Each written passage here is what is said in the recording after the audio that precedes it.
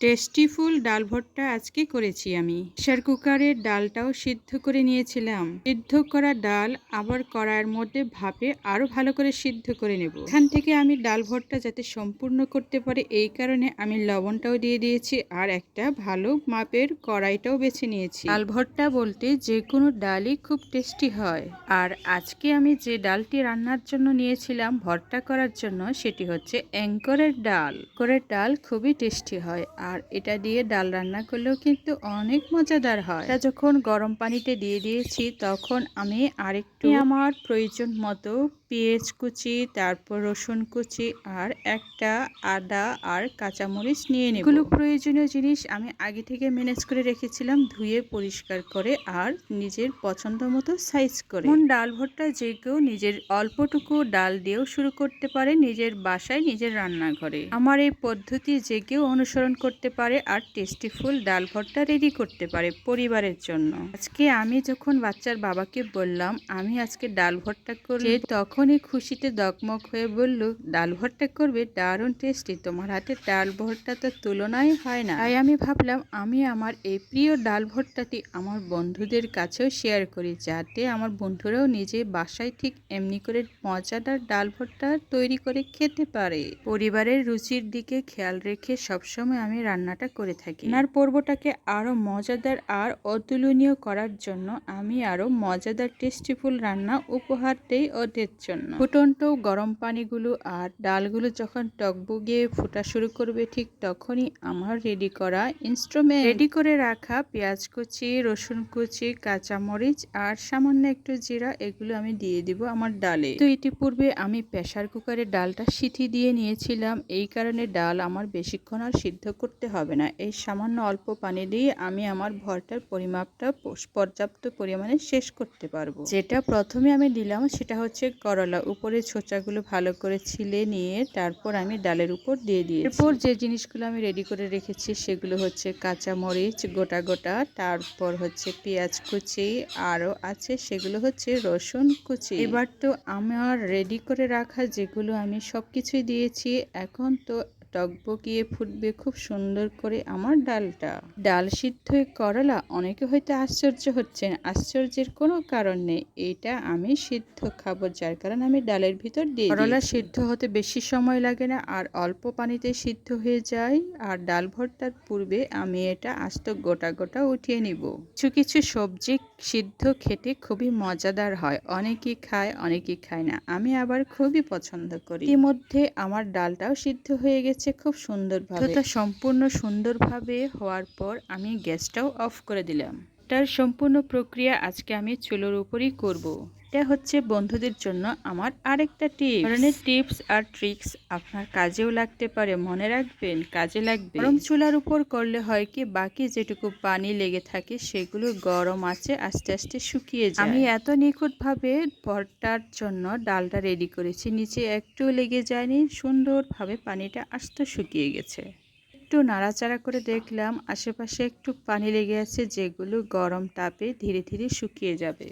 আসলে সত্যি কথা বলতে গিয়ে এই প্রসেসটা খুবই কাজে লাগে, আমার তো খুবই কাজে লাগে, আপনাদেরও লাগতে পারে। আমি এখন কি করব, আমার গোটা গোটা যে করলাগুলো আমি দিয়েছিলাম সেগুলো চামচ দিয়ে একটা বাটিতে উঠিয়ে নেব, যেটা আমি পরবর্তীতে আমার জন্য ব্যবহার করব। এবার তো শুরু হলো আমার রান্নার আসল প্রক্রিয়া। কড়াইতে যেগুলো পানি লেগেছিল সবগুলো পানি এখন শুকিয়ে গেছে। ডালগুলো ভালো করে চটকে নেওয়ার জন্য আমি কি ব্যবহার করেছি এবার আমি সেটা নেব।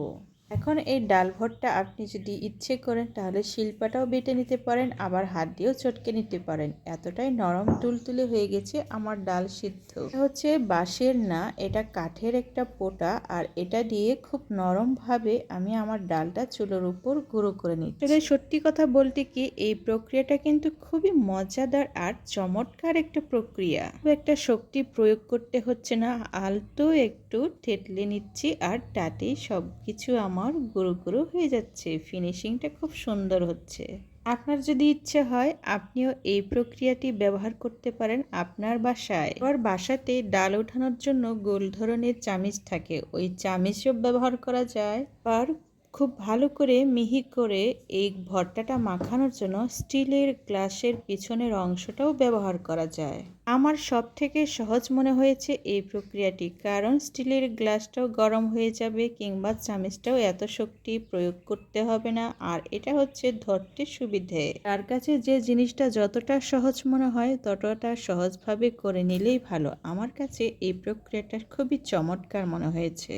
ডালের এই চমৎকার মজাদার টেস্টিফুল ভর্তা আমি ঠিক এইভাবেই রেডি করেছিলাম সবার জন্য, পরিবারের সদস্যদের জন্য। তার সবগুলো এখন তুলতুলে নরম হয়েছে। এই গরম গরম অবস্থায় আমি ভাবলাম লবণটা প্রয়োজন অনুসারে দিয়ে দিই, তাহলে হবে কি লবণটাও মিশে যাবে এই ভর্তার সাথে, কাঁচা অবস্থায় থাকবে না, আর লবণটাও গুলবে সহজে। আমার এই টেকনিকটা কেমন হয়েছে একটু জানাবেন। কাঁচামরিচ আর রসুনগুলো আর পেঁয়াজগুলো খুব নরমভাবে সিদ্ধ হয়ে গেছে, আর যখনই ঠিক এইভাবে থেতলে নিচ্ছি সবগুলো গলে যাচ্ছে। প্রক্রিয়াটি খুবই আমার কাছে চমৎকার লাগছে, কারণ এইভাবে আমি ইতিপূর্বে কখনো ভর্তা করিনি। অন্য পদ্ধতিতে করেছি, তবে আজকের ভর্তা খুবই চমৎকার আর টেস্টিফুল হয়েছে। টেস্টিফুল করার জন্য অবশ্যই আরেকটা জিনিস দিতে হবে, সেটা সবারই মনে আছে, ভর্তায় না দিলেই জিনিসটাই আমি এখন আমার ভর্তায় অ্যাড করব। আর পূর্বে আমি আমার ভর্তাটি ভালো করে ঘষে ঘষে থেতলে নিচ্ছি, যাতে কোনো দানাদার এভাবে ঠিক সুন্দর করে ঘুরিয়ে ঘুরিয়ে নিলে ডালটাও খুব সুন্দরভাবে আঠা আঠা ডাল ভর্তা হবে। ডাল আমার এতটাই মিহি হয়ে গেছে যে আঠা আঠা সম্পূর্ণরূপে হয়ে যাচ্ছে, আর মনে হচ্ছে খুবই টেস্টি। ডালটি কিন্তু আজকে অনেকটাই ঝাল ঝাল হবে। ভর্তা মানে একটু চড়া লবণ আর একটু ঝাল ঝাল না হলে কি হয়, ভর্তা মানে একটু ঝাল হবে, এটা সবারই জানা আছে। ঝাল না হলে ভর্তার কোনো টেস্টই থাকে না। আজকের ডাল ভর্তায় আমি কোনো প্রকার শুকনো মরিচ দিইনি, শুধুমাত্র কাঁচা মরিচটা দিয়ে ঝাল তৈরি করেছি। প্রিয় ফিনিশিংটা আমি এখনই দেব সরিষার তেলটা দিয়ে। সরিষার তেল দেওয়ায় ভর্তার ঝাঁজ অনেকটাই বেড়ে যায়।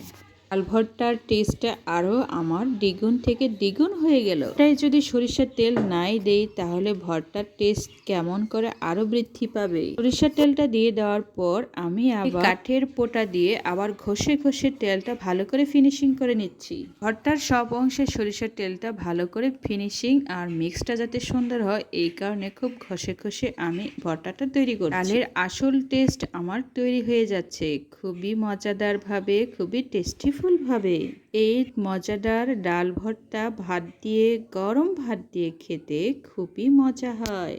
সাথে যদি একটু কাঁচামরিচের টুকরো, আরও পেঁয়াজের টুকরো আর লেবু থাকে, আরও মজাদার আর টেস্টিফুল খানা হয়ে যায়। আর এই ধরনের মজাদার টেস্টিফুল খাবার তৈরি করার রেসিপি যদি আরও পেতে চান, তাহলে আমার চ্যানেলটি আপনি সাবস্ক্রাইব দিয়ে রাখতে পারেন। এভাবে আপনি আরও নতুন নতুন ভিডিও পেয়ে যাবেন আমার চ্যানেলে।